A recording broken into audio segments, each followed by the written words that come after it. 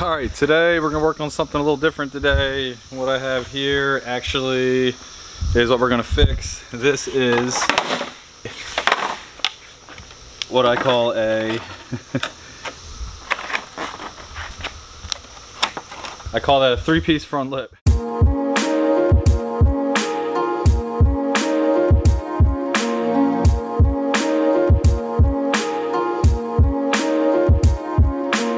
Three-piece front lip, it's pretty easy. You go down the road with your one-piece front lip and you hit a bump and then you hit the ground and then bam, you got a three-piece front lip. I've done fiberglass repairs before on my own personal car. I feel like this is a pretty common one to do. Kind of fun seeing if I can save this and the process that I do to do it. And most of the stuff that I repair all this fiberglass with is stuff you can get right off of Amazon, and maybe you can do it for yourself because you see this all the time.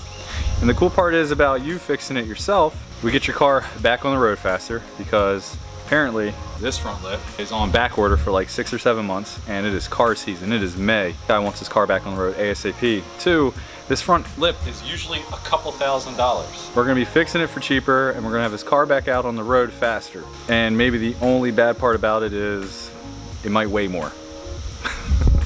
Another good thing about this front lip is that it actually goes to an A90 2020 Supra, just like this one. So before I finish putting this one together, I'm gonna take this front lip and start fixing it, and at least I'll have something to mount it to make sure I get the alignment right. If it fits this one, it should fit the car that it actually belongs to. All right, let's get started with the step process on how I'm gonna fix this. All right, so I used our newer Supra that we have sitting in here to fit this lip up, and I stuck it on there with a couple bolts. The bolts didn't line up perfectly, but they were pretty dang close to the HKS front lip that is supposed to go on here. I kind of got my idea of the shape that I want it to be at. I put a couple clips in the bottom. See, I used some tape. I just need to make sure my general shape is close, and it looks like it is. See, I had to use tape in a couple other areas, and I'm pretty happy with that. Since we got our actual shape really close, we want to make sure it stays there. So what I'm going to do is I'm actually going to grind a lot of these areas up while it's still on the car, and then I'm going to apply my fiberglass filler to the front of it.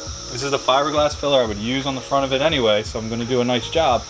But mainly it's to just, when it dries, it's going to lock its shape in. So then when I take it off, I can finish repairing it, and I have a really good chance that when I put it back on, it's going to fit just like this.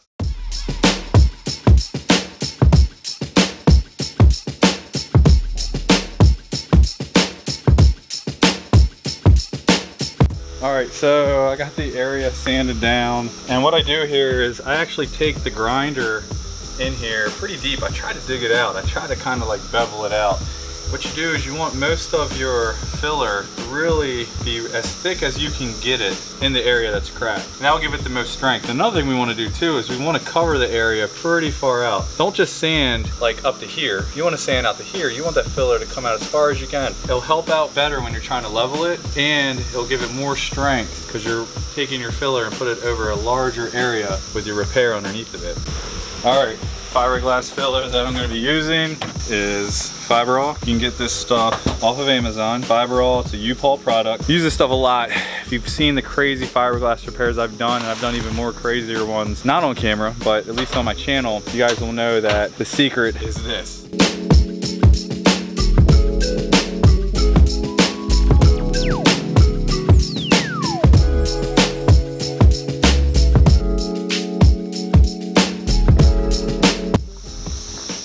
We got this filler on here, and look, nice and hard. I should be able to take this off, and it should be all one piece now. So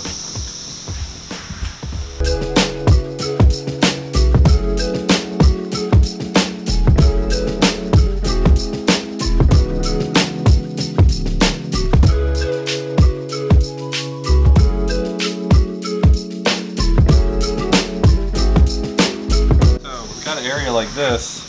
See how it's like lifting up on me? I'm actually gonna wrap tape around it to hold it down. Then to sand the area, and then we're gonna put filler on it. Good example of using tape. I got tape behind here so I can back it real well. This mounting hole used to look like that, is completely broke off. So what we're gonna do is we're gonna put our tape in there. We grinded down the back of it so we can build it up so it kind of looks like this. I'm gonna do there. clean this area up a little bit. We're gonna put a little more filler on there. Another spot backed with masking tape. And then I have this piece holding this part down. We got a pretty big gap here. We're gonna fill with this stuff. So it never looks pretty at first, but all the spots are hit. Just kind of globbed it on there. I got all my corners done. And we got this area done. All right, so we got the other side prepared pretty good. You can see this thing stuck together, isn't going nowhere, so I don't have to worry about my fitment from here on out. You can see what the back side of the repair looks like, and these are the areas that we have to reinforce. And we're gonna actually use fiberglass mat to do it. We need something thick. I mean, we need to go pretty far from like here to here in order to give this the support that that repair needs. Some of the tricky parts is we look in there, trying to get our fiberglass mat in there is gonna be a little tricky. Another thing that's gonna be tricky is getting the fiberglass to stick in there. All this right here needs to be roughed up so the resin has something to bite into. And I gotta figure out a way to rough up inside there. The most difficult part is here. You can see we're missing a huge chunk. We have no clue where this piece went, so I have to figure out a way to build this. I got a few ideas.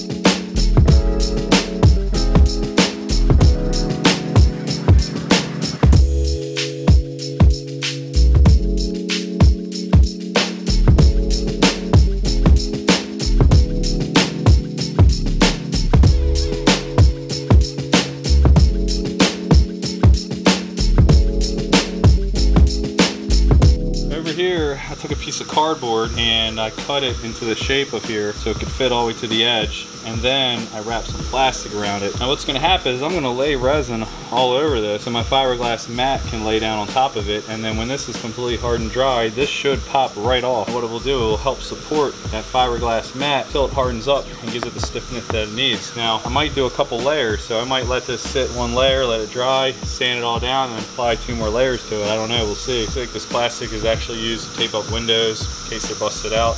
But you can use packaging tape or some kind of really smooth plastic that nothing's going to stick to. Alright, so we got all the areas sanded down so this stuff could bite it. I took a couple different tools to it. Used my die grinder with a 36 grit pad on it, grind it down for the most part. The areas that were hard to get to, use a belt sander which has a 60 grit on there. And that's where I was like really able to get up in there. We're gonna mix up some resin now. We're gonna spread some resin on all of our areas that we have sanded, and then we're gonna start applying our fiberglass mat to it.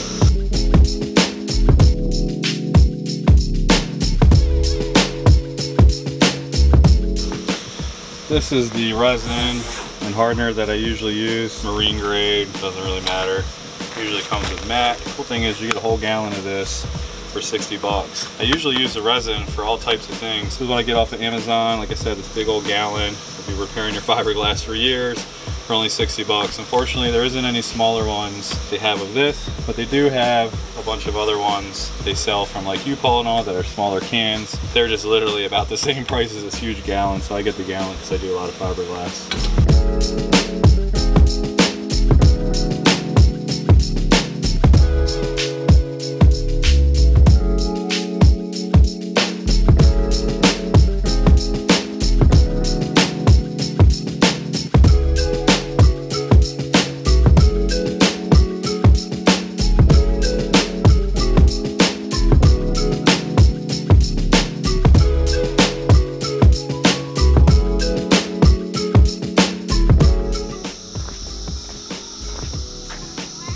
Got the top pretty much structurally connected. Now we have the bottom. This stuff is hard as a rock. Pretty much 2 to 3 layers. And as you can see, this lip is good to go. Like, that's as stiff as it's gonna get. So the next step is I have a few more repairs to repair here, here, and here. That's what we're gonna work on next. And we're gonna build this area up a little bit too.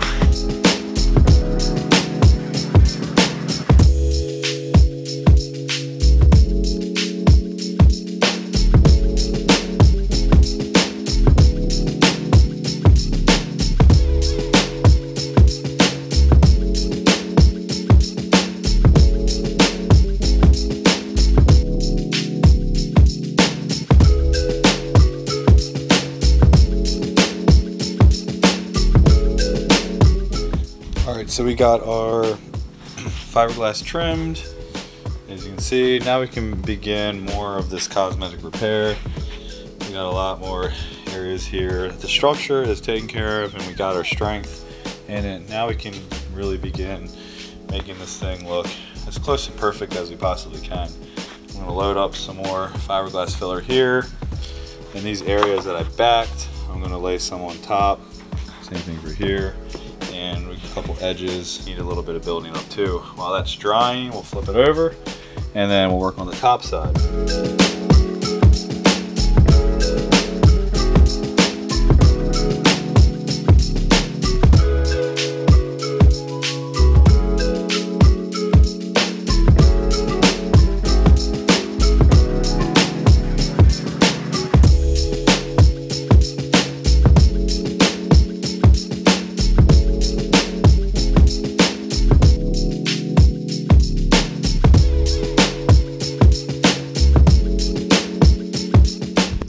So this filler, because of the temperature right now, is drying pretty fast. I mean, it's only been like 5 minutes. That stuff is hard as a rock. Just want to give you guys like a little tip, and I knew this too, and I still had issues. When the temperature is around 75, 80 degrees, this stuff kicks really, really fast. So what you want to do is you want to work small areas at a time. I just mixed up enough for this area, and I took my time and worked that till I got it, evenly over everything, and then I mixed some more up. And then I worked this area. Now I started to turn on my cameras and mess with things, so I was trying to get some shots in it. It's starting to harden up on me here, and you can kind of see it.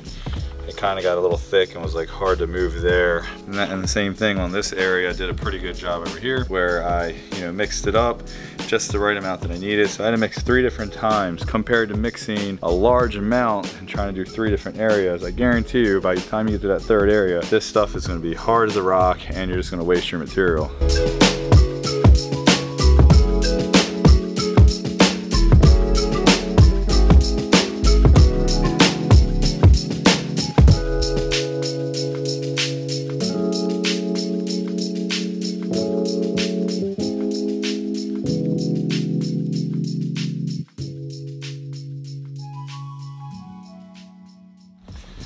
All right, I think we are ready for filler now. Remember, all this fiberglass is just for structural purposes, so I had to sand all that down smooth. The body filler that I'm gonna put on here is gonna be for cosmetic purposes. It's gonna blend all these areas in so you can't see them. And the filler that I'm gonna use is just regular old body filler. This piece isn't considered flexible, even though it is made of fiberglass. It's got a little more give than steel does, but you can use regular filler on it. You don't have to worry about it cracking using a special type of flexible filler. This is the body filler that I'm going to be using. I love 3M products. This gallon of filler is like 50 bucks. I use a lot of filler. You could probably buy a quart of it if you're doing something small like this lip.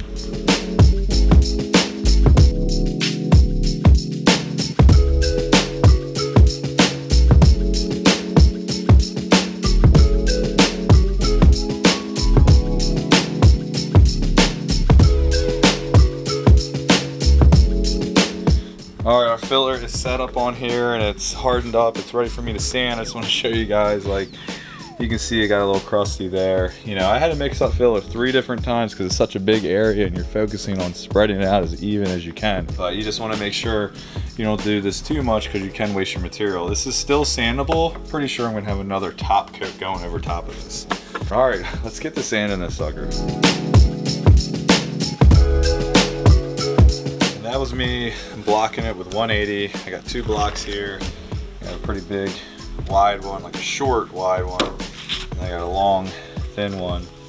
Just want to remind you guys, I usually block all of my work. I did DA the fiberglass work. That's no problem because I'm going to level it with the filler.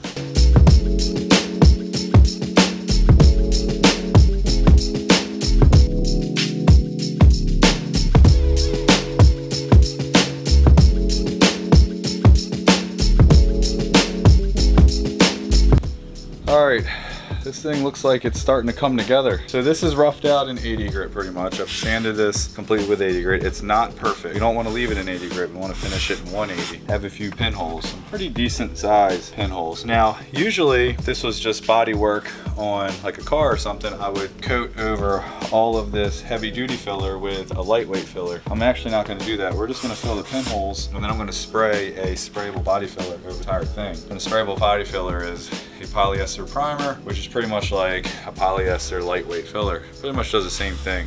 The lightweight filler that I like using is U-POL's Dolphin Glaze. I like U-POL products a lot. They're cheap, they're on Amazon, and they're really good quality.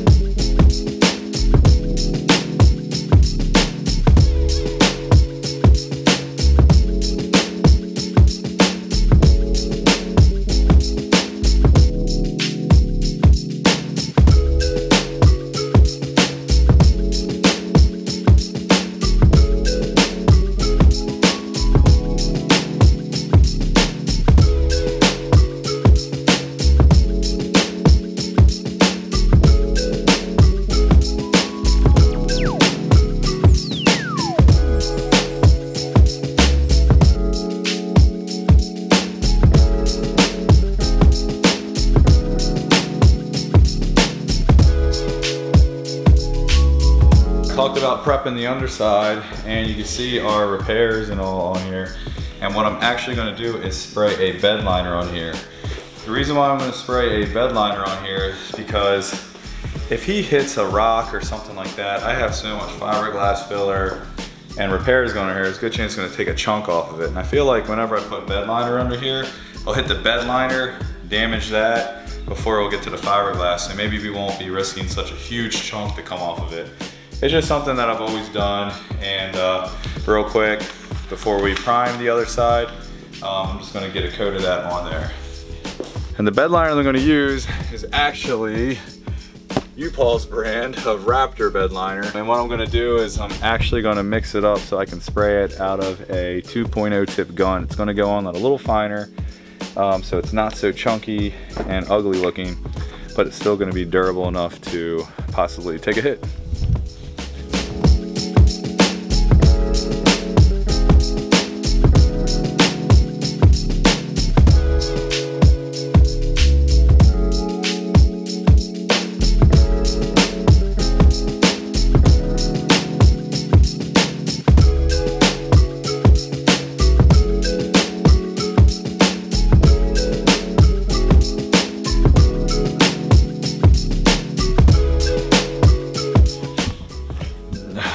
All right, we're back in spray booth. It's time to prime this thing.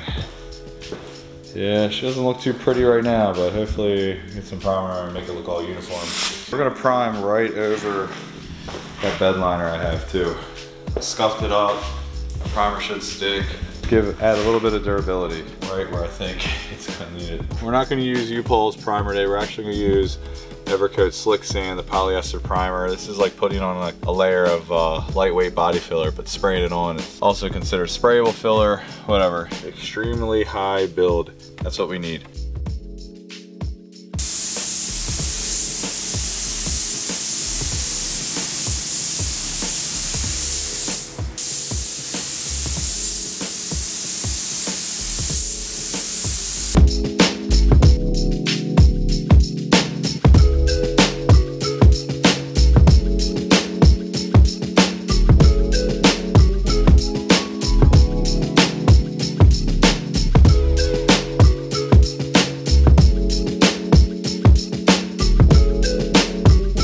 There you go.